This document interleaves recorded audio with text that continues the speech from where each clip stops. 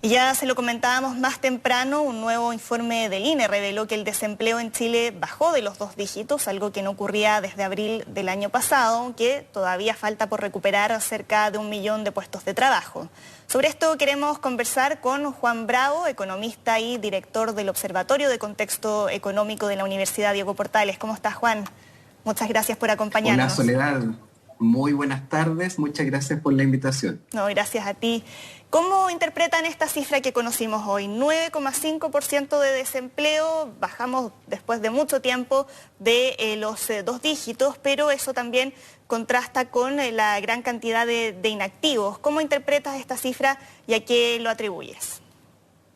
Sí, efectivamente, aquí lo que ocurre es que lo que nos dejó la segunda ronda de cuarentenas masivas es una destrucción neta de 126.000 puestos de trabajo, pero lo que ocurre es que a la vez también salieron de la fuerza laboral, dejaron de participar en el mercado laboral 221.000 personas durante este periodo de la segunda ronda de cuarentenas masivas. Entonces, la tasa de desempleo cae porque si bien se destruye empleo, las personas que salen de la fuerza laboral, que ya no están buscando trabajo o no están disponibles para trabajar de inmediato, caen mucho más. Entonces, esto no se debe a un dinamismo del mercado laboral, sino que a que las personas que salen de la fuerza laboral, ¿cierto?, están aumentando mucho más rápido que la destrucción de empleo. Entonces, en ese sentido, esta cifra no es en ningún caso un motivo para descorchar la champaña, digamos, sino que tenemos un mercado laboral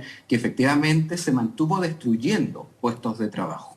Claro, hay que tomarlo con cautela, como tú decías, porque también ahí, claro, por otro lado vemos que se ha visto que han aumentado muchas vacantes en el mercado laboral, pero han disminuido las postulaciones y eso también quiere decir que hay mucha gente que no está buscando trabajo. ¿Por qué hay gente que no está buscando trabajo? Aquí también podríamos atribuirlo a lo que pasa con el empleo femenino, donde muchas mujeres han debido quedarse dentro de sus hogares. Ahí, ¿cuáles son los factores que inciden?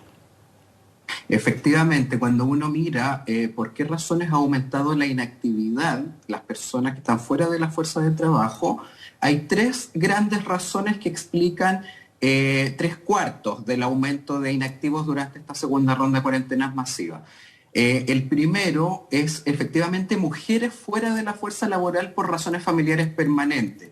Eso explica 26,3% del aumento de inactividad en esta segunda ronda de cuarentenas masivas. Luego hay un segundo factor que es un 24% del aumento de inactividad, que son personas que no buscaron trabajo o no estuvieron disponibles para trabajar de inmediato por razones asociadas al COVID-19, que tiene que ver eso con las restricciones a la movilidad asociadas al COVID, no contagiarse, miedo a contagiarse, etc. Y en tercer lugar, un 23,6% de ese aumento tiene que ver con hombres que salen de la fuerza laboral por razones de estudio. Y eso explica 3 de cada 4 aumentos de inactivos. Entonces, esas son las principales razones. Ayer la encuesta de microdatos de la Universidad de Chile mostró que menos del 3% era inactivo por el retiro de la AFP y menos del 2% era inactivo por las ayudas del gobierno. Entonces, ese es un factor que al menos las cifras lo dan como un factor que existe, pero que es bastante minoritario. Claro, O sea, el porque se grueso habla de este aumento mucho, de la... sí, porque ahí quería apuntar precisamente. Hay varios que plantean que los bonos o la entrega de ayudas del Estado pueden ser un desincentivo al empleo. Sí, eso lo desmienten los datos. O sea, no es que no exista, sino que más Pero bien es un factor menos, muy claro. acotado en comparación a otros, como justamente mujeres que se retiran de la fuerza laboral por razones familiares, hombres que están entrando a estudiar, el temor al COVID, a contagiarse. Entonces, claro, porque aquí lo que hay que pensar que es algo de bastante sentido común. La mayoría de las personas aspiran a un buen trabajo estable, con contrato, con estabilidad laboral. Entonces, las personas no van a dejar de aceptar un buen empleo con buenas condiciones laborales, con estabilidad, por una ayuda que se sabe que va a terminar en un par de meses. Las personas no toman sus decisiones laborales pensando solo en el ingreso del mes actual, sino que piensan en los ingresos futuros también, con lo que van a sostener sus hogares.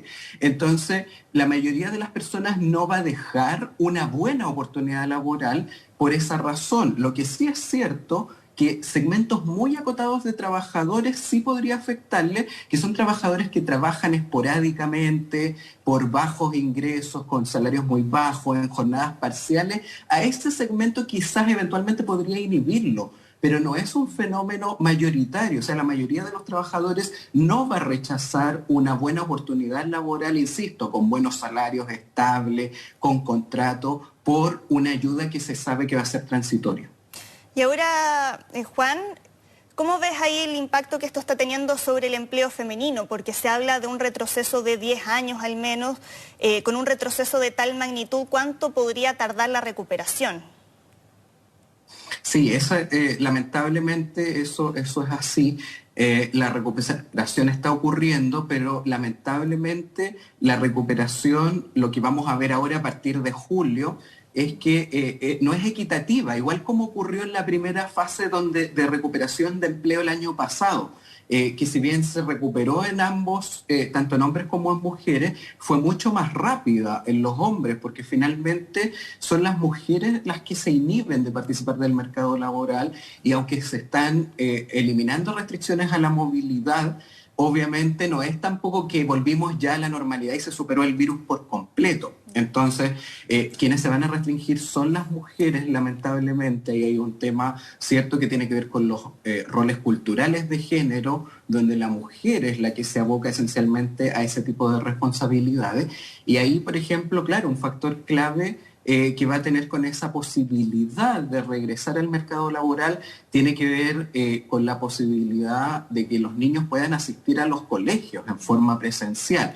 En la medida que esa reapertura ocurra de manera más ágil, bueno, también va a ser más rápida la velocidad a la que las mujeres se van a poder reinsertar al mercado laboral. Entonces ahí tenemos un factor bien fundamental, además de, por supuesto, las políticas públicas que estimulen la contratación femenina. ¿Y cómo proyectas los meses que vienen, considerando que, bueno, al menos la situación epidemiológica está mejorando, ya se está comenzando en parte a reabrir la economía, avanza la vacunación? ¿Qué es lo que viene para adelante? A partir de julio vamos a ver que empieza a aumentar la fuerza laboral, la gente que participa en el mercado laboral, y de la mano de ello el empleo, porque finalmente esto está asociado a las restricciones a la movilidad. Entonces, en la medida que se van liberando, inmediatamente empieza a recuperarse la fuerza laboral y el empleo, y los inactivos empiezan a caer. Eso ya lo vimos el año pasado, y yo no tengo duda que ahora va a ocurrir lo mismo. Lo que pasa es que eso ocurre paulatinamente, pero a partir de julio, de las cifras de julio que ya vamos a conocer el próximo mes, vamos a ver ese fenómeno, que el empleo empieza nuevamente a recuperarse y el mercado laboral entonces vuelve a ganar dinamismo. Y entonces, bajo ese contexto, Juan, ¿crees que se justifica discutir un cuarto retiro del 10%? A mi juicio, la verdad es que no.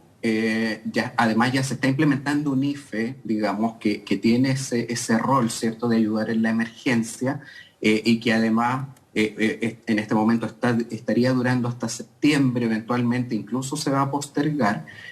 Por lo tanto, desde ese punto de vista, a mi juicio no se justifica, al menos por esta razón, tener un cuarto retiro.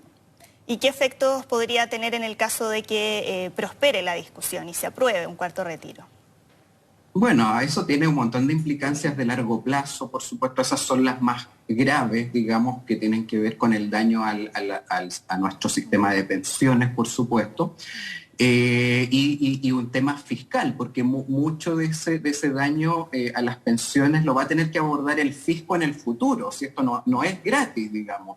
Entonces ese es el daño más grave, que es más bien de largo plazo. En el corto plazo, como ha ocurrido con los otros retiros, hay un efecto cortoplacista que aumenta la actividad, digamos, y también fíjate que hay un cambio en el empleo, porque lo que se ha visto también es que con los retiros hay personas que han realizado microemprendimientos. Y por ejemplo, lo que vimos en esta segunda ronda de cuarentenas masivas es que a pesar que se destruyó empleo en el agregado, por ejemplo, la cuenta propia informal aumentó en 30.000 puestos de trabajo.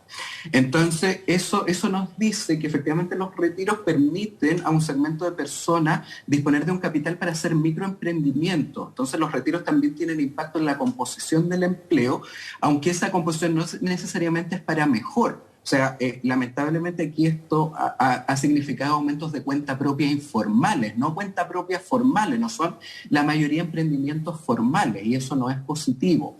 Pero entonces además tiene impactos en la composición del empleo. Que ahora también, además del cuarto retiro, también se está discutiendo una posible extensión del IFE, que, tú lo decías, termina en septiembre, se está planteando extenderlo hasta diciembre.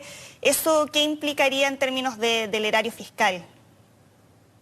Bueno, eso es bastante elevado, se hablaba de cerca de 11.000 millones de dólares esa extensión del IFE, así que efectivamente es una carga fiscal bastante pesada. Esta es una herramienta que tiene que existir, pero hay que evaluarla. Siempre hay que estarla evaluando, yo creo que es parte de las herramientas de política pública que hay que usar con flexibilidad, más que nada porque la pandemia todavía no está superada, ¿cierto? Siempre hay riesgo de nuevos retrocesos, no necesariamente a fase 1, pero retrocesos a fase 2, y eso siempre implica, ¿cierto?, más restricciones a la movilidad y daños a la actividad económica. Entonces es una herramienta que debe estar, pero debe ser siempre evaluada en su mérito. Pero capacidad de endeudamiento hay, ¿no? Todavía hay capacidad de endeudamiento, por supuesto se ha deteriorado la posición fiscal, pero Chile tenía una posición, si la comparamos con respecto al mundo, nuestra posición de deuda pública era relativamente baja. Nosotros veníamos de una posición de deuda pública baja y en ese sentido había espacio, ¿cierto?, para incrementar la capacidad de deuda, pero lo que no puede ocurrir es que eso sea un fenómeno permanente, porque ahí sí, por supuesto, hay un riesgo para la sostenibilidad fiscal de mediano plazo. Pero esto era algo que había que usar en tiempos de crisis. O sea, para eso es que justamente se ahorran recursos en tiempos de bonanza, ¿cierto? Para eso sirve la responsabilidad fiscal, la institucionalidad macroeconómica estable, es precisamente para tener la posibilidad en situaciones de crisis, ¿cierto?, de poder gastar más. Clarísimo. Juan Bravo, muchas gracias por habernos acompañado aquí en Mega Noticias. Encantado, muchas gracias a ustedes. Chao, que estés bien. Chao. Y hoy se celebra el Día Nacional de la Cazuela, un plato típico de invierno.